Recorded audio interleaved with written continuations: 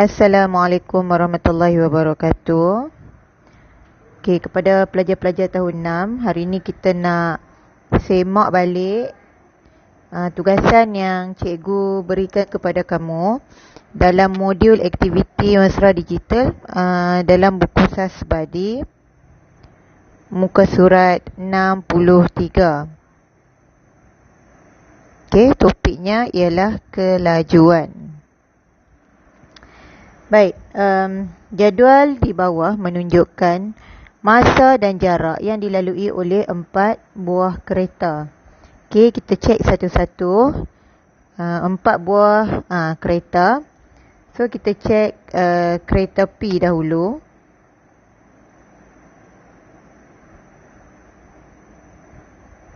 Okey, kereta P, masa yang diperlukan ia bergerak ialah 0.5 jam. Manakala jarak yang dilalui oleh kereta P adalah 25 kilometer. Okey. Jadi, soalan A, hitungkan kelajuan. Okay, kita nak cari semua kenderaan ataupun kereta. Ada 4 kereta semuanya. Semuanya kita nak cari kelajuan. So, kita kena tahu rumus kelajuan. Kelajuan, formula dia jarak bahagi masa. Okey. Jaraknya berapa? 25 kilometer. Manakala masanya ialah 0.5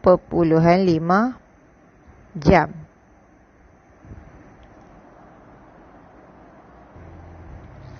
Okey. Macam mana kita nak kira? 0.5. Nak mudah, kita tambah kosong. Okey, kita tambah kosong ataupun kita bergerak titik. Okey, nak mudah, kita gerakkan titik 0.5 ke kanan. Okey, begini. 0.5 bergerak ke mana, cikgu kata? Ke kanan. Bila kita gerakkan 0.5 ke kanan, dia akan jadi 5. Okey, bukan 50 tapi 5. Dan bila 0.5 kita gerakkan ke kanan, 25 pun ada titik dia di hadapan ni, kita kena gerakkan juga ke kanan. Bila 25 tambah 1 kosong, dia akan jadi 250. Ambillah 250 bahagi dengan 5. 5 darab 5 sama dengan 25. Okey, kosong. Kamu turun juga kosong. Jadi jawapannya adalah 50. Jangan lupa tulis kilometer per jam.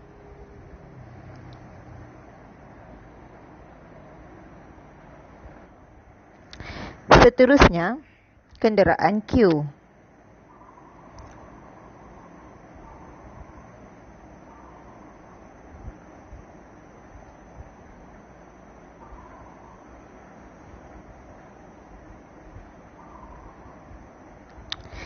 Tadi kita tulis kereta P. Okey. Yang Q pun kita tulis kereta juga.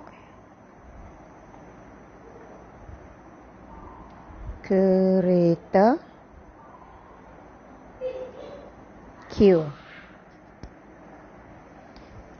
Kita kena tahu apakah masa yang diperlukan dan juga jarak. Masa 1 jam. Manakala jarak 60 kilometer. Formula kelajuan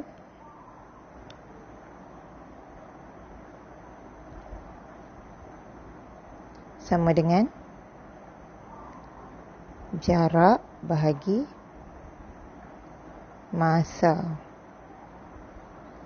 sama dengan 1 jam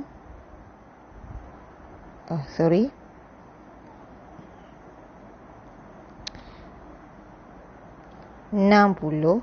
kilometer jarak dulu bahagi dengan 1 jam. Macam ni senang lah. 60 bahagi 1 sama dengan 60. Tak perlu gerak apa-apa. Kalau kamu nampak pun kamu boleh tahu 60 bahagi 1 sama dengan 60. Dan kamu jangan lupa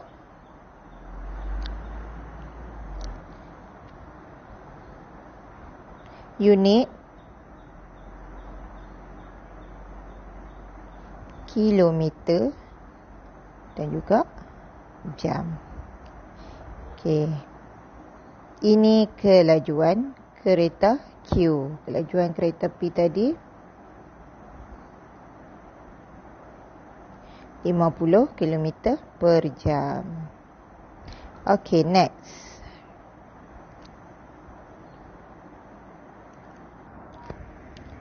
Okey, kita nak tahu kelajuan kereta R.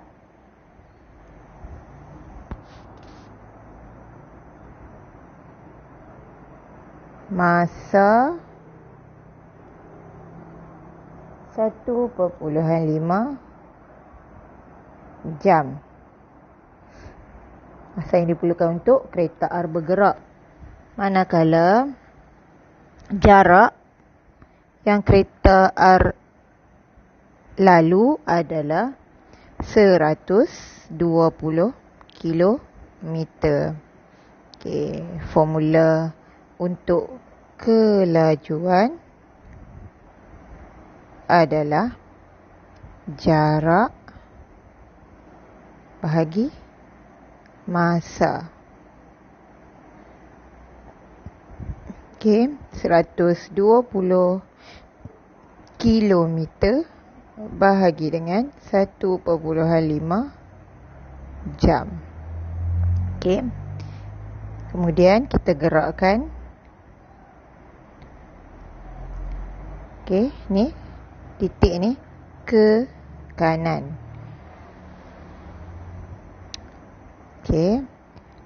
Bila kita gerakkan titik ni ke kanan, dia akan jadi 15, bukannya 150. Okey, 15.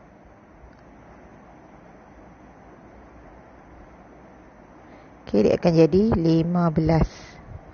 Okey, bila di bawah kita gerakkan ke kanan, begitu juga dengan di atas ni kat sini. Di belakang sekali, angka kosong tu, kita kena gerakkan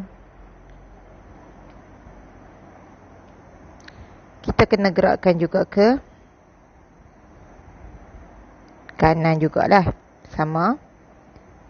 Satu langkah juga. Okey. Satu langkah. Jadi 120 akan jadi berapa? 120 akan jadi, bila kita tambah lagi 1 kosong, dia akan jadi 1200. Ambillah 1200 bahagi dengan 15.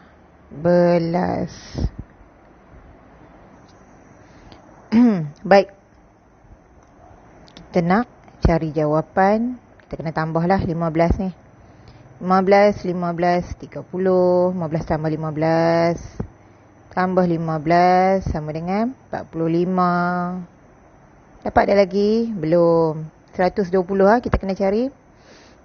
Tambah lagi 15 sama dengan 60. Tambah lagi 15 sama dengan 75.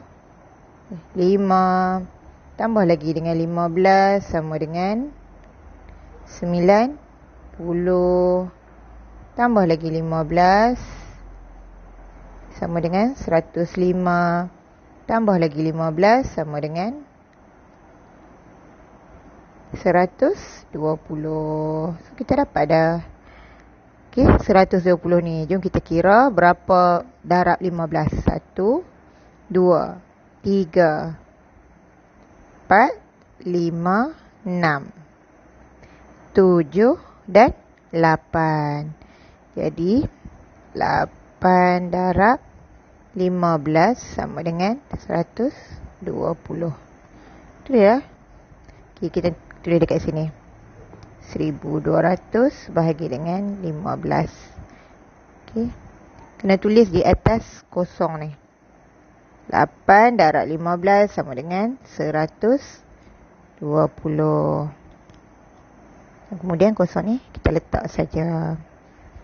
So, dapatlah jawapannya. 80. Jangan lupa, okay, bila kita cari kelajuan, kita mesti masukkan dia punya unit. Apa unit dia? Kilometer per jam.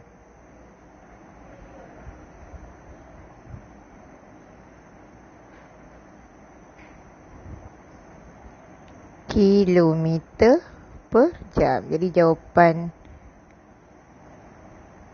untuk kereta R adalah 80 km per jam. Okey, kemudian seterusnya kita nak cari kelajuan kereta kereta S.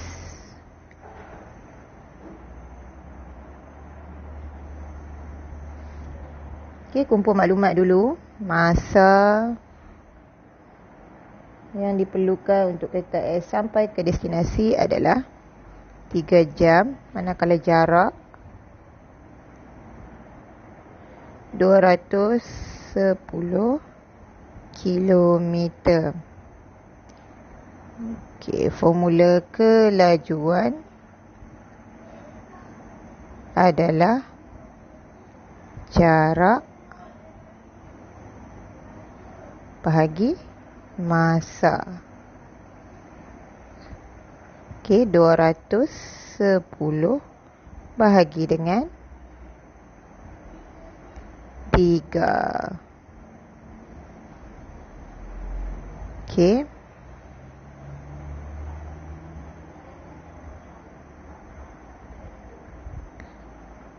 Satu dan 3. Okey, 3 tambah 3 lah. 3 tambah 3, 6. 6 tambah 3, 9. 9 tambah 3,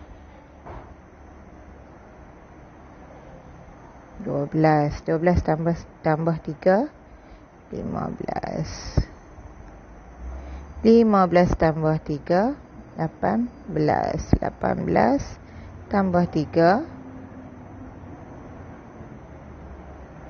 21. Okey, kita dah dapat 21. 1, 2, 3, 4, 5, 6, 7.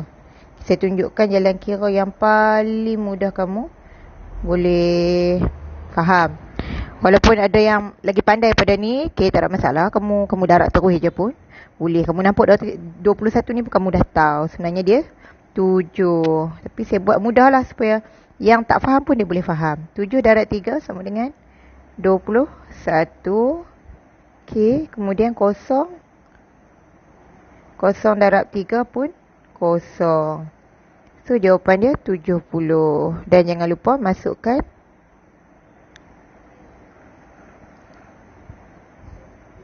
apa? Unit. Mesti masukkan. Tak boleh lupa. Jawapan dia 70 km per jam. Ni untuk kenderaan ataupun kereta S. Okey. Baik, selesai hitungkan kelajuan kereta P, Q, R dan S. Kemudian Tengok dekat B, carta palang manakah menunjukkan maklumat dalam jadual di atas dan tandakan right pada jawapan yang betul. Okey, kita kena buat carta palang. Kalau disebut carta palang, rupa carta palang macam ni lah. Ni carta palang. Okey. Jawapan tadi kita dapat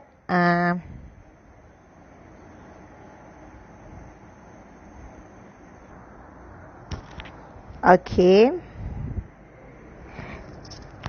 Kenderaan P,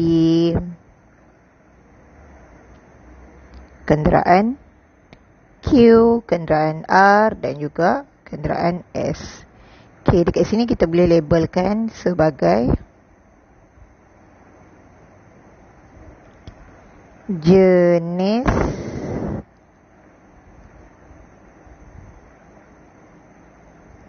kenderaan.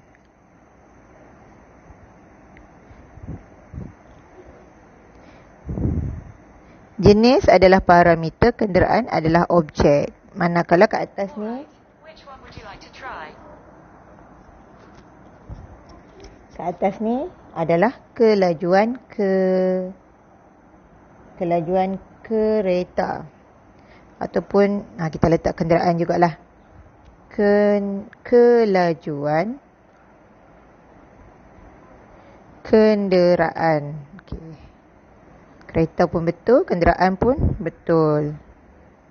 Okey.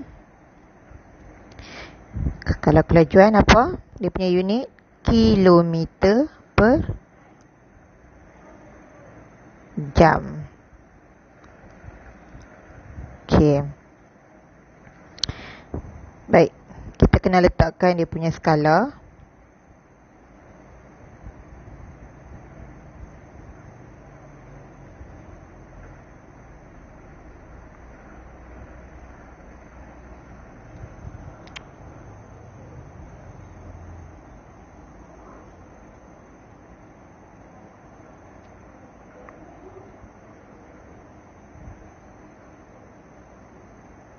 Okey. Skala dia cikgu letak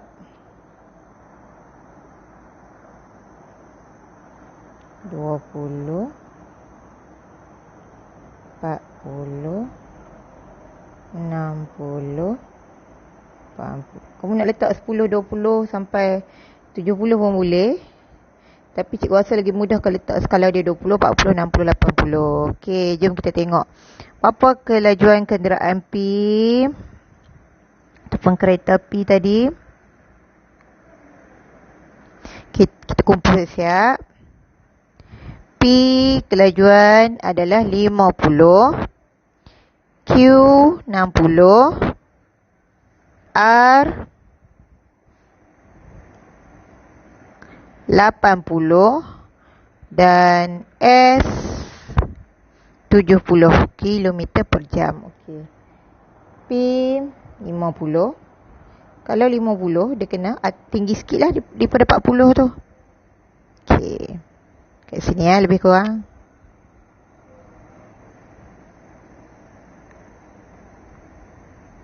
Okey. P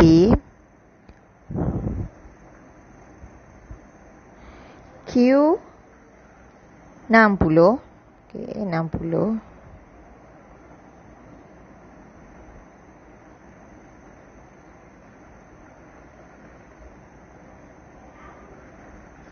R 80.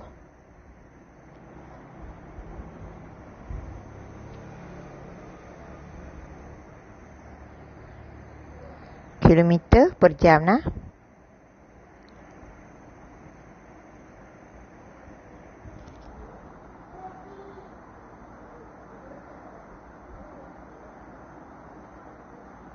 Cik sikit.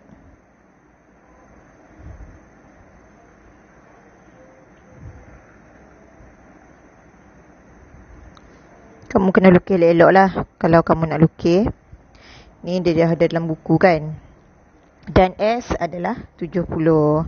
S ni di tengah-tengah lah, di antara 60 dan 80. Okey, S kat sini.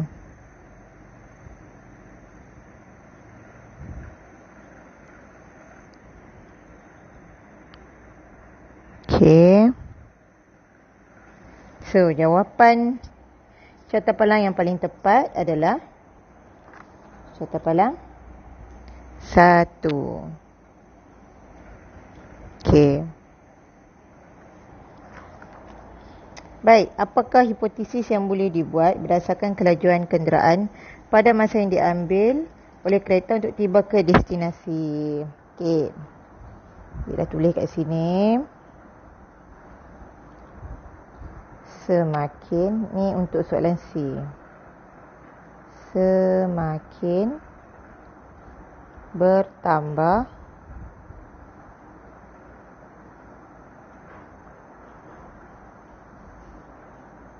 apa? Okey.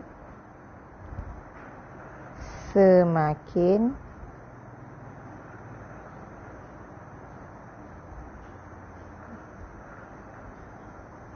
apa masa yang diambil oleh kereta untuk tiba ke destinasi. Okey, bila kita nak buat hipotesis, okey, yang penting dia kena ada pemboleh ubah dan juga dia punya trend ataupun pola dia. Okey, mula-mula pola lah dulu. Okey, dekat sini ada pola tak? Yang pertama ni ada. Pola dia adalah bertambah. So, bila ada pola, sebelah pola tu adalah pemboleh ubah yang dimanipulasi. Apa dia pemboleh ubah yang dimanipulasi?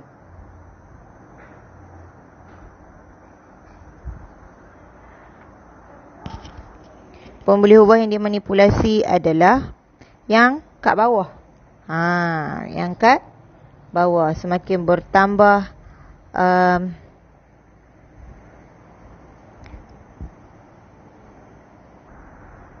okey.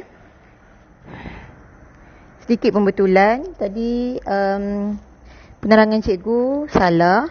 Okey. Sekarang kita tulis dulu soalan. Okey, soalan dia. Apakah hipotesis yang boleh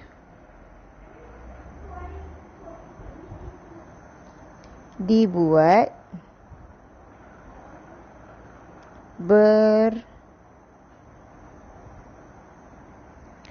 berdasarkan kelajuan kereta dengan masa yang diambil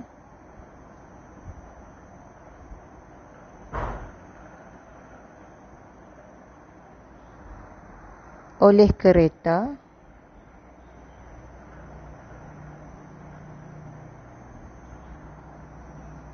untuk tiba ke destinasi.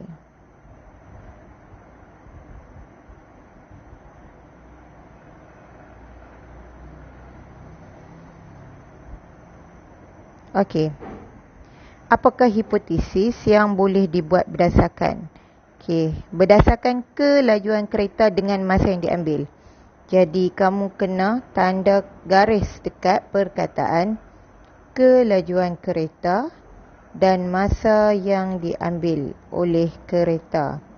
Okey, kelajuan kereta ni adalah pemboleh ubah dimanipulasi.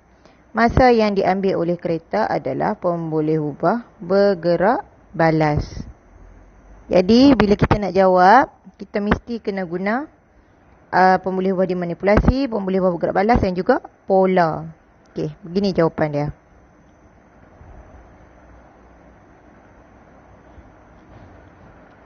Semakin bertambah. Okey. Bertambah ni pola. Okey, dia dah tulis dah pola. Jadi selepas tu adalah pemboleh ubah dimanipulasi. Okey, bertambah apa? Kemudian semakin ni pola lah ni. Pola masa yang diambil untuk sampai ke untuk tiba ke destinasi. Okey. Baik. Bila kita nak buat hipotesis, dia mesti ada pola, dia mesti ada PM, dia mesti ada pola, dia mesti ada PB. Okey, kat depan ni semakin lah selalunya. Okey, semakin bertambah. Bertambah ni maknanya, dalam hipotesis ni dia dah letak pola, makin bertambah. Okey, selepas pola, pemboleh ubah dimanipulasi. Apa dia pemboleh ubah dimanipulasi?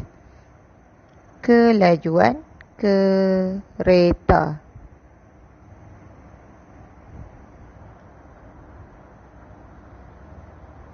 Okey, semakin, ni pola. Garis kedua ni pola. Dan yang di bawah ni pemboleh ubah bergerak balas. Masa yang diambil untuk tiba ke destinasi. Nampak? Masa yang diambil oleh kereta untuk tiba ke destinasi. Okay, oleh kereta.